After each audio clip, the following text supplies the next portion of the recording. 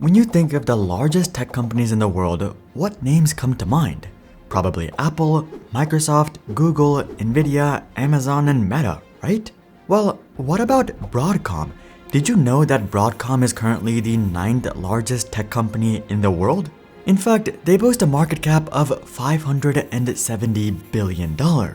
As you can see, Broadcom is clearly one of those background companies that has grown way larger and way more powerful than anyone realized. I mean, just take a look at their stock graph. It's basically a rocket ship, having grown 74x since late 2009 alone.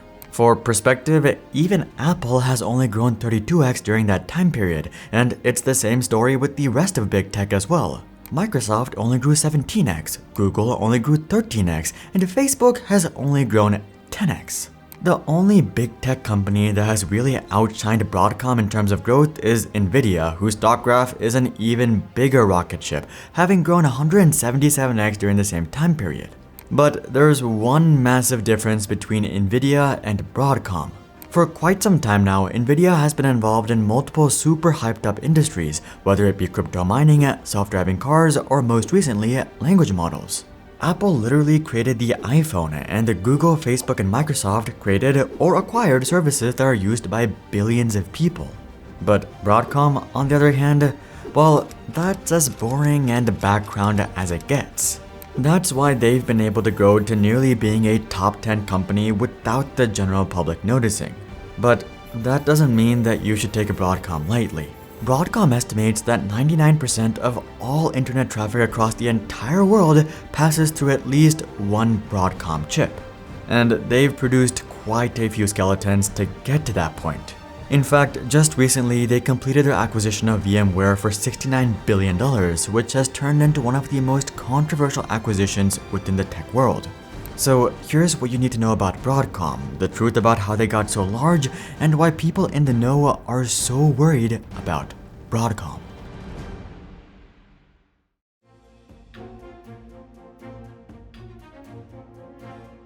Taking a look back, Broadcom has been somewhat of a dark horse within the tech industry since the very beginning way back in 1961. One of the main reasons for this is that Broadcom was never some sort of humble startup that was cherished by its consumers at any given point in time. Rather, they started in the shadows and they stayed in the shadows. You see, Broadcom was originally started as a division within HP in 1961 called HP Associates. 1961 was very much the Stone Ages when it comes to the tech world. But HP had already made a name for themselves, having been in business since 1939. They were known for making cutting-edge audio oscillators and radar technology that were famously used by Disney and the US military during World War II. As such, Broadcom, or HP Associates, was launched with a great pedigree and plenty of resources, but for the first 30 years, you wouldn't have even known that they existed. In fact, Broadcom's own corporate history page only has a few bullet points describing their first 30 years of business, which really just centers on 3 inventions. The first of these inventions was gallium arsenide phosphide LEDs.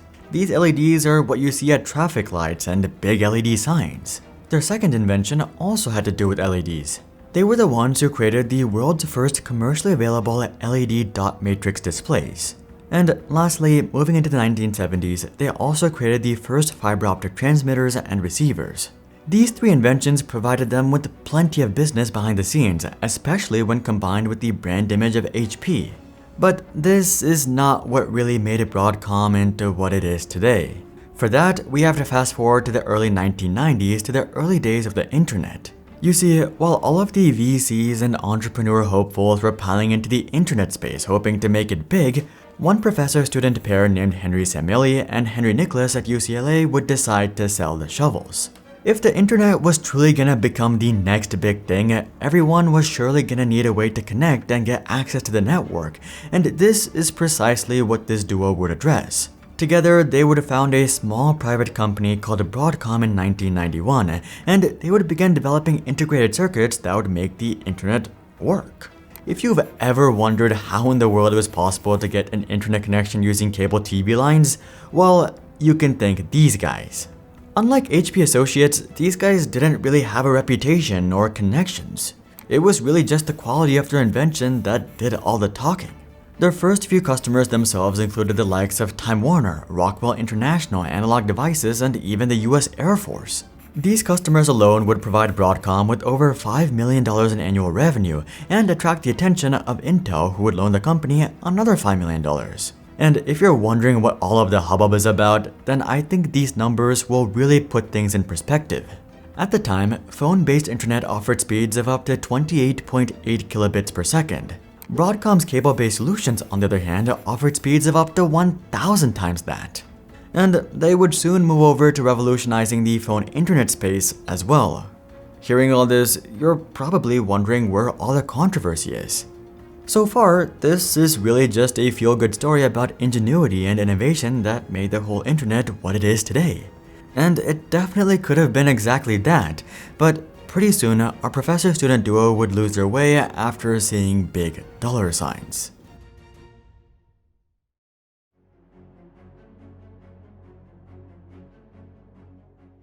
By 1998, Broadcom would grow to 11,750 employees across 15 countries, and they would go public with an insanely successful IPO that made both founders into centimillionaires.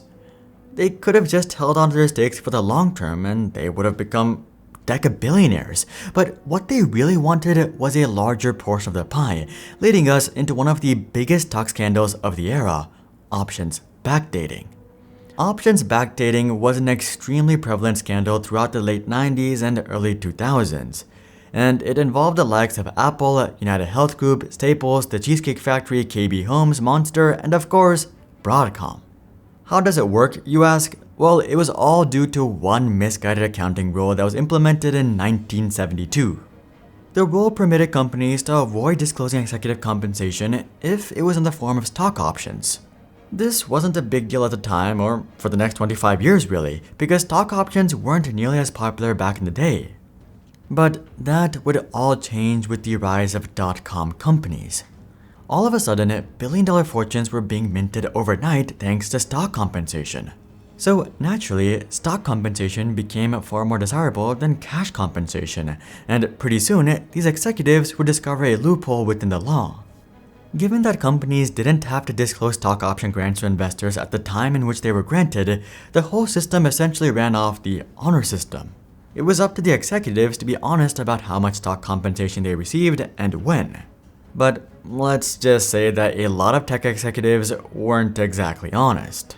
Essentially, they would team up with their executive buddies and create false paperwork that made it seem like they all received a bunch of stock grants 5 years ago when the stock was 50 times cheaper. And it was now up to the investors to pay out these massive compensations through the form of stock dilution. This practice would end up costing investors over $10 billion, $2.2 billion of which was allegedly due to none other than Broadcom.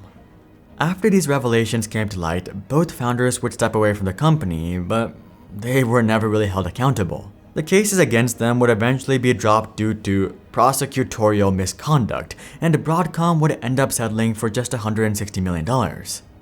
Both founders would end up walking away as decabillionaires, but this scandal would forever stain Broadcom and turn them into the dark horse that they are today. After this massive scandal, Broadcom very much needed a way to reset and move forward, and this is where the other half of Broadcom would come into play. Remember how we started off this story talking about HP Associates? Well, this is where they would become relevant. Right before the turn of the century, HP Associates would break off from HP and become a new company called Agilent Technologies. This company would then be purchased by KKR and Silver Lake Partners in 2005 for $2.7 billion, creating a new company called Avago Technologies. Avago would lurk around the shadows of the tech world for the next decade before they finally made their move in 2015. They would agree to move forward and acquire the entirety of the stained Broadcom for $37 billion, bringing us into the modern-day Broadcom.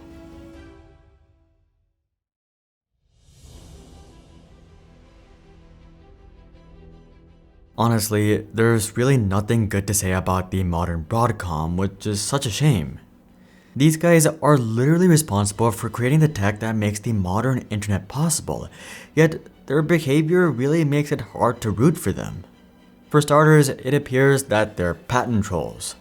In 2017, for example, they sued smart TV makers for patent infringement, and in 2020, they sued Netflix also for patent infringement. The tech community at large just views these lawsuits as Broadcom suing because they're jealous.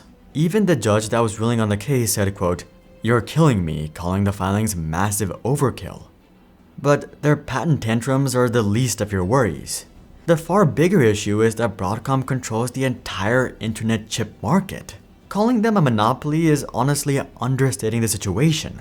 Again, keep in mind, according to Broadcom themselves, 99% of all internet traffic passes through their chips. So basically every company that you can think of in the entire world is reliant on Broadcom, and I'm not just talking about tech companies. Broadcom has Fortune 500 customers in all of these industries, and let's just say Broadcom is very much a predatory service provider for these customers. You know, things like predatory contracts, retaliation on non-loyal customers, exclusivity arrangements, and so on. I mean, you can't feel too bad for these Fortune 500 customers because they usually turn around and do the exact same thing to us. But the point still stands that Broadcom is very much a toxic force within the tech world.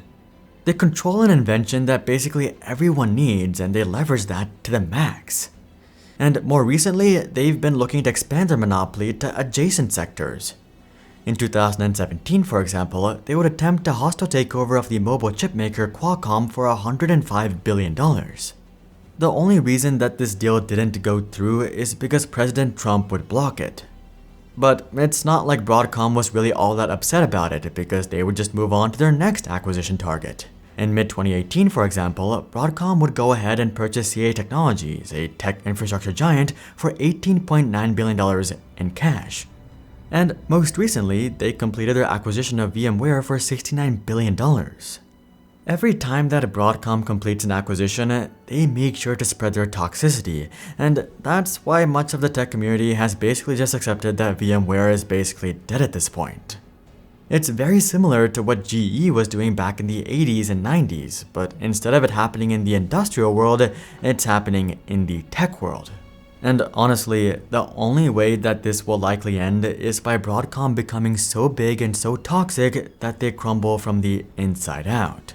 Until then though, they're very much a force to be reckoned with that you should be aware of, and that is the truth about Broadcom. Someone else who has been investing a bunch into acquisitions is none other than Microsoft, and it may end up backfiring. Check out this video to learn more, but until then, I'm Hari, and I'll see you guys on the next one.